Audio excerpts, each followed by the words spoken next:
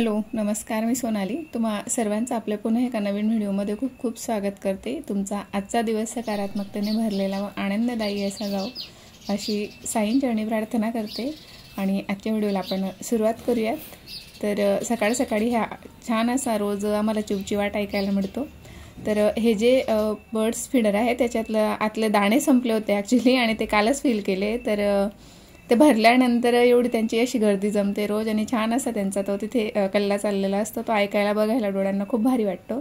आणि सोबतच त्यांनी त्यांचं घर बनवण्यासाठी थोडंसं गवताच्या काड्या तिथे आणून ठेवलेल्या आहे। तर त्या पाटीखाली तुम्हाला दिसत असतील, तर त्यांनी तिथे ठेवलेलं आहे म्हणून आता ते मला वापरायला काढता येत नाही आहे। आणि त्या पाट्या किंवा टोपल्या जर उचलल्या तर त्या सावध होऊन जातात आणि डिस्टर्ब होतात, मग ते पुन्हा तिथे येत नाही। म्हणून ते 15 दिवस झाले ते तसंच आहे तिथे। मला काही कामाला लागलं तर मी दुसऱ्या वापरते आता सध्या। आणि आज आहे 5वी माळ, नवरात्र सुरू आहे आता। तर आज संध्याकाळी कालिकेला जायचं होतं आम्हाला, तर दुपारी आधी स्कूलमधून आल्यानंतर मी हे शूट करते।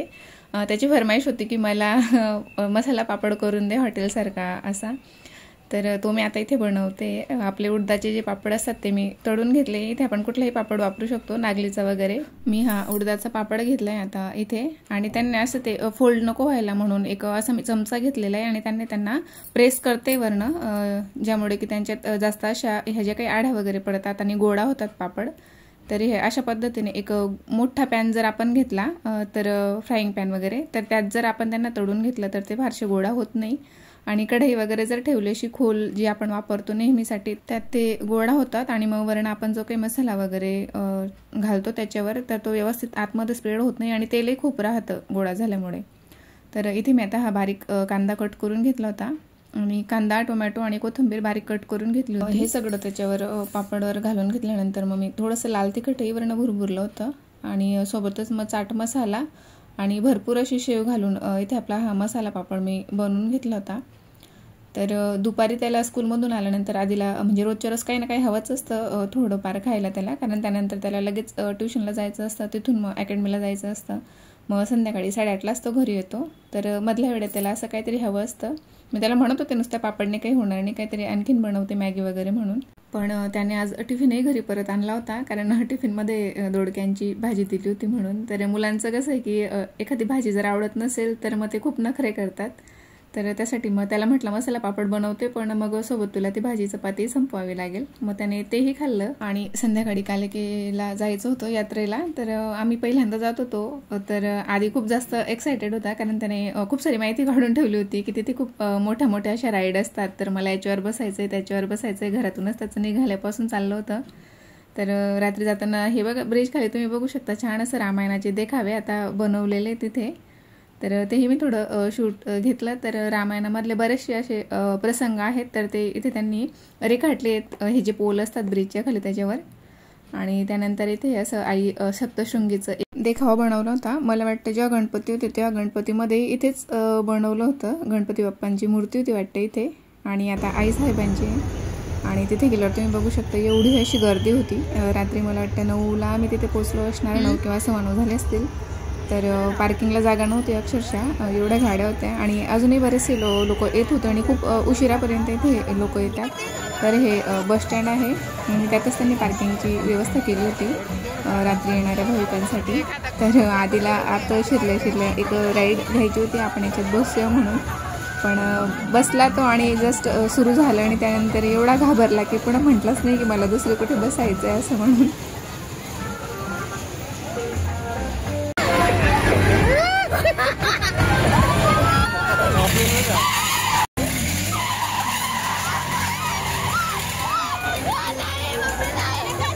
आणि मला माहिती होतं की इथे यात्रा भरते असं, पण एवढी मोठी यात्रा असते असं मला म्हणजे कल्पना नव्हती या गोष्टीची। सगळंच तिथे मिळतं, खूप सुंदर अशी ज्वेलरी होती, आणि भावही खूप रिजनेबल असतात इतर ठिकाणी मार्केटपेक्षा।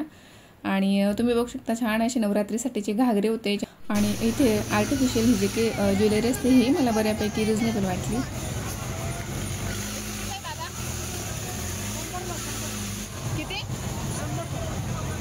आणि मी पहिल्यांदा या यात्रेला गेली होती, तर हे तर सुरुवातीलाच होतं। पुढे जाऊन आणखीन बऱ्याच ठिकाणी मला खूप असे ज्वेलरीचे स्टॉल आणि फूड स्टॉल तिथे भरपूर होते, भरपूर अशा हॉटेल्स तिथे लागलेल्या होत्या। फुल टोटल तिथे गावच्या यात्रेत फिरल्यासारखा असा फील येत होता बऱ्याच वर्षांनंतर, खूप भारी वाटत होतं तिथे।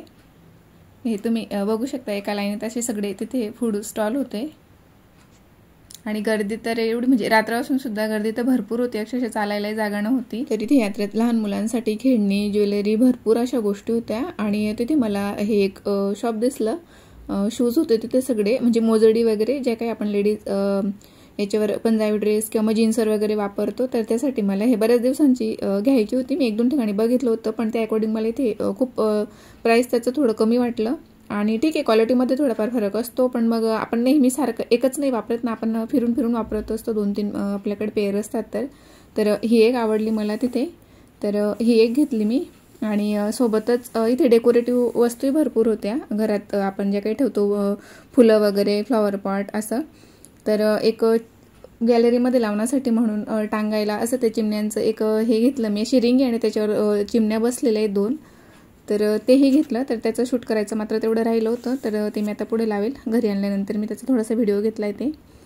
तर तिथून हा एक आधी जो घातला होता मी तो पेअर घेतला.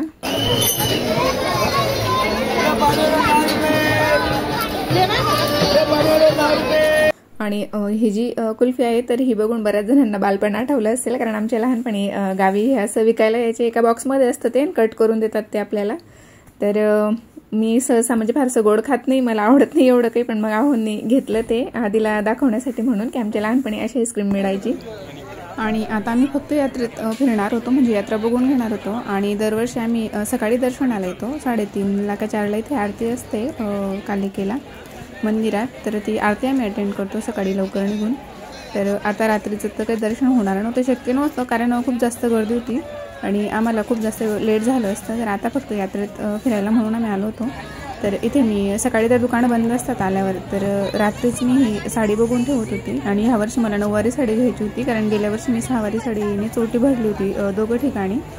तर म्हटलं 9वारी बघूयात ह्यावर्षी. आणि हे भरपूर असे सुंदर असे रांगोळीचे साचे होते इथे, तर ही घ्यायची होती मला. हे कितीला आहे दादा? 100 दिवाळीसाठी. ते तिकडे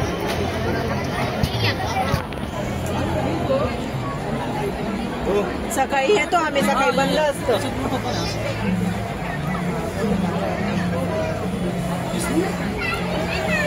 तर खूप साऱ्या डिझाईनमध्ये आणि खूप सुंदर असे इथे हे सगळे रांगोळीचे साचे होते, ज्यामुळे की आपला खूप सारा वेळ वाचतो, कारण दिवाळी असो किंवा कुठलाही सणवार असो आपल्याला इतरही बरीचशी कामं असतात.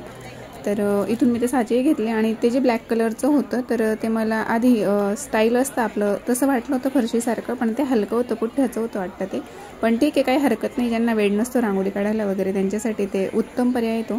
त्यानंतर आम्ही बाहेरूनच देवीचं दर्शन घेतलं, इथेच आम्ही नमस्कार केला. आणि तुम्ही बघू शकता रात्रीसुद्धा एवढी गर्दी होती, आणि एवढीच गर्दी सकाळी आरतीलाही असते. पण सकाळी खूप लवकर असल्यामुळे आणि थोडं लवकर घरातून निघालो की होतं आपलं दर्शन व्यवस्थित. आणि बऱ्याच वेळ तिथे यात्रेत फिरल्यानंतर मग आम्ही घरी जायला निघालो. ज्योतिबा फुले, सावित्रीबाई फुले. तर आरतीला तर बऱ्याचदा जाणं झालेलं आहे, म्हणजे दरवर्षी जातो आम्ही गेली 3-4 वर्षांपासून, पण यात्रेला आम्ही पहिल्यांदा आलो होतो. तर खूप भारी वाटलं, खूप छान अनुभव होता. आणि त्यानंतर मग घरी जायला आम्हाला 11:15 झाले होते. पण जेव्हा आम्ही गाडी काढली तेव्हा देखील भरपूर असे लोक तिथे येत होते, गाड्या सारख्या येतच होत्या, म्हणजे अजून बऱ्याच वेळपर्यंत ती यात्रा तिथे चालणार होती बहुतेक रात्रीपर्यंत. आणि हे ते 2 शोपीस मी आणले बाल्कनीत टांगायला. तर ह्या चिमण्या बसलेल्या आहे मध्ये, आणि खाली 3-3 चिमण्या. अजून मी तिथे व्यवस्थित बघितलेलं नव्हतं ते, पण छान वाटते घरी आणल्यानंतर. आणि रांगोळीचे साचे आणले, जे की देवघरात समोर किंवा मग दारासमोर काढायला बरे पडतात आपल्याला रोजच्या. आणि माझ्या दारासमोर खूप जागा कमी असल्यामुळे मला लहान लहान अशा रांगोळ्या काढायला लागतात, त्यासाठी मी ते आणल्या. तर आजचा व्हिडिओ मी इथेच थांबवते. पुन्हा भेटू एका नवीन व्हिडिओमध्ये, तोपर्यंत आनंदी राहा.